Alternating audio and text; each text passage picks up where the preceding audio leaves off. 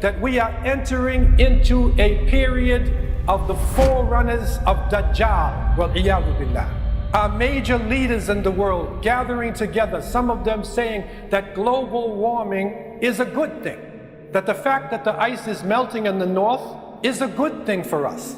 But the reality is, the opposite of what some of these leaders are saying, is that the earth is falling apart. Greenland, which is close to us, is now 45% melted. This is unprecedented. It is never known that Greenland would be melted like this, which means huge glaciers are pouring into the seas. And this will have an impact upon us. This heat that is being trapped is causing confusion. In India itself, cities are running out of water. And they say that by 2020, 21 cities in India alone will have no more groundwater, no more fresh water. And with these droughts and confusions, water is also coming abnormally in other places. In the Midwest of the United States, there are epic floods. The floods are hitting, raising the rivers higher than any time in recorded history. In China, they report that they have made a huge summer camp for Muslims. They call it Skills Development Training Center. But the reality is, over 1 million of the Uyghur Muslims, or iyadhu billah, are in concentration camps, horrible concentration camps. In the Middle East, they are talking about the deal of the century for the Palestinian people. But when this deal is happening, the Palestinian people are not even there. They have boycotted this deal. This is a contradiction. There is something rising in our societies, and we could say that we are entering into a period of the forerunners of Dajjal, wal-iyadhu billah, reworked Dajjal. And the Dajjal, the Antichrist, has been described as a trickster, a deceiver, a master deceiver, a fraud, one who makes fake news, the ultimate trickster. And we are entering into this age of the deceivers, and we wonder, what would the Prophet alayhi salatu wasalam say about these times that we are living in now? Because Allah opened up on him. He did not speak from himself. And it is reported that the Prophet ﷺ has told us, there will come upon the people years of deceit, sanawatun khadda'at, in which the liar will be believed and the truthful person will be considered a liar. The treacherous deceiver will be trusted, and the trustworthy custodian will be considered disloyal. And the ruwaybida would speak out. Ruwaybida would be representing and speaking. And they said, what is this ruwaybida? He said, a rajula tafi, the most despicable, worthless person, would speak out on behalf of the masses of the people. And Sadaqa Rasulullah, this age has come. The age of deception, the age of illusions, illusion of freedom, illusion of peace, illusion of equality. And even in our Muslim lands, people marching in the streets, being gunned down, democratically elected leaders being taken down in front of the world and put into prison and killed in front of the eyes of the world. Native populations, even in our land, a land of peace, but native populations who lived right here for over 20,000 years are still living in poverty. Their women are being taken away, raped, murdered in front of the eyes of the people. Special groups of leaders making decisions behind closed doors and saying the opposite in the public. And the few good leaders, because there are a few good leaders, feel like they are surrounded. They feel like every word that they say is being monitored and they could be attacked.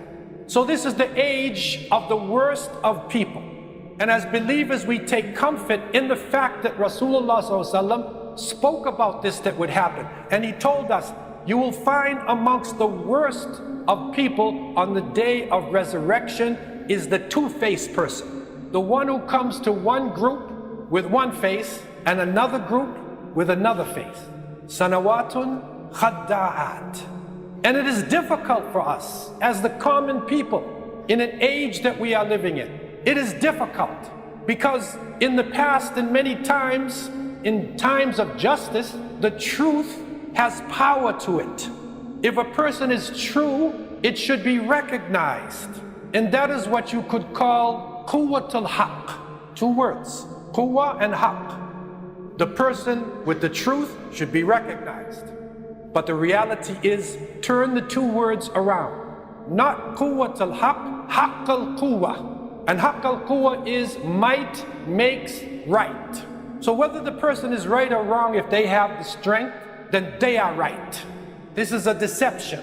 And we as believers need to find ourselves in this time. Because it's no longer the time where we can roll over as Muslims and hide and cry and beg for our freedom. These times have ended now. And the Prophet ﷺ spoke about this. We ultimately believe that the ultimate quwwah is with Allah subhanahu wa ta'ala. And we say, La hawla wa la quwwata illa billah. No authority, no power except with Allah. Innal quwwa lillahi jami'an. That verily all power ultimately is with Allah subhanahu wa ta'ala. But the Prophet ﷺ said something for us. And he told us, Al-mu'min al-qawi khayrun wa ahabbu ila Allah min al-mu'min al-da'if wa fi kullin khayr. He said that a strong believer is better and more beloved by Allah than a weak believer. But in both of them, there is good. There is good in both. And so on our level, at least we can strive our best and teach our children to try to be as strong as possible, committed, consistent. And this strength, the Prophet ﷺ spoke about the strength, because when most people think about strength, they think about the fist or the knife or the gun or the bomb. But the Prophet ﷺ said, Laysa shadid bisura innama shadid alladhi yamliku nafsahu indal ghadab. The Prophet ﷺ said, the strong person is not the good wrestler, but the strong person is the one who controls himself when he's angry. Self-control. So our strength needs to be the strength of our character, the strength of our spirituality, and the strength that we need, strength of the mind to culture our knowledge, study as much as we can, study our traditions, study the sciences of this world. Ask Allah for hikmah, wisdom, because wisdom is so needed in this world that we are living in today, the time of sanawatun khadda'at. So let us try to nurture in our youth to be strong in everything they do. Strong students in school, strong at work, strong in any task that we are doing. And our unity gives us strength. If we look at Muslims not as my cousin or someone who looks like me or speaks my language, but any of the believers, then we are a large jama'ah. If we look at it tribalistically, then we are small little groups that will be taken away. And take time, greet other Muslims. Greet people who are different than you today.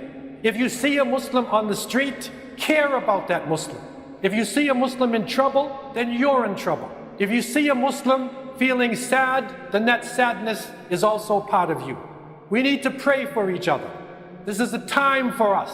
This is a time. It's a test. It has happened historically in the past. And we are coming to the ultimate test. We are coming to the age of the ultimate deceiver. And so we need to gear ourselves to this, to take up the task, even the small things, like being consistent in our prayers. Small things, like not letting halal, haram things come into our mouth. Small things, like making sure that we are giving to our organizations. Small things, like reaching out to people in this society, non-Muslims, showing them what Islam really is. And if we see injustice happening to somebody who is not a Muslim, then we feel that this injustice has also happened to us. We need to support our leaders. Support our leaders while they are alive and not while they have passed away. It's not enough just to say, as the leader passes away, rahimahullah. But when he was alive, when he was suffering, when he was taking the hit for our families and ourselves, what did we do? Even if it was just a prayer, any way of support. keep vigilant. Even while we are enjoying ourselves, we enjoy ourselves in an Islamic way.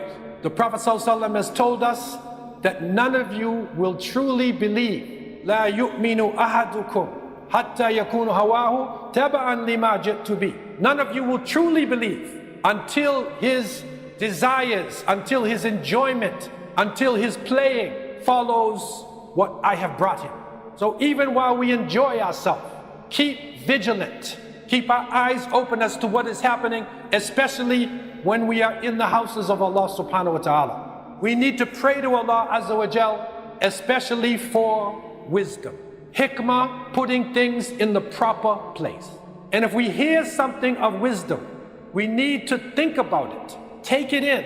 I leave you with some of the wisdom of one of our great leaders, Amir al-Mu'mineen, Umar ibn Khattab radiallahu anhu. And Allah subhanahu wa ta'ala blessed him with a great wisdom. And blessed him with the type of spirit that we need today. That when he would walk down a narrow alley, that the evil demon shayateen would go the other way.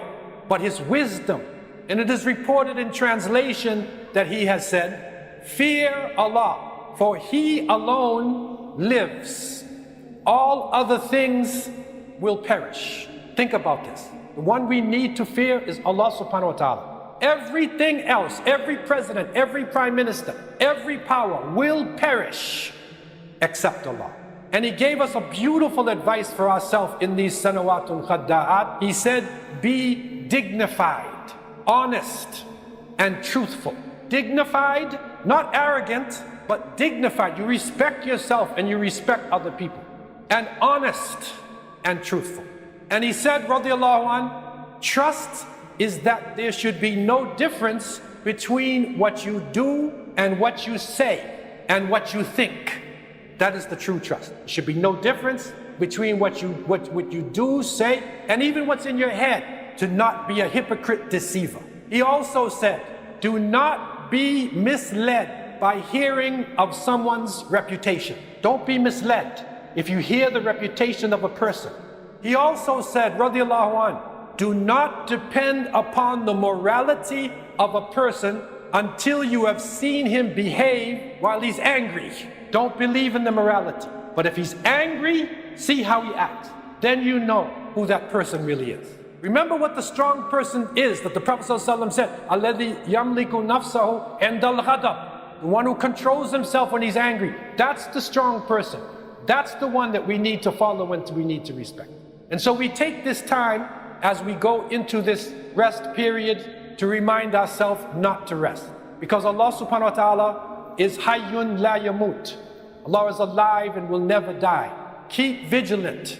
Keep making dua. Keep trying to do something for the righteousness of this world. And keep praying that Allah subhanahu wa ta'ala would have mercy upon the weak and the innocent in the ummah of Muhammad sallallahu alayhi wa sallam. Keep praying that Allah subhanahu wa ta'ala would protect the dignity and the honor of the women and the families of this ummah.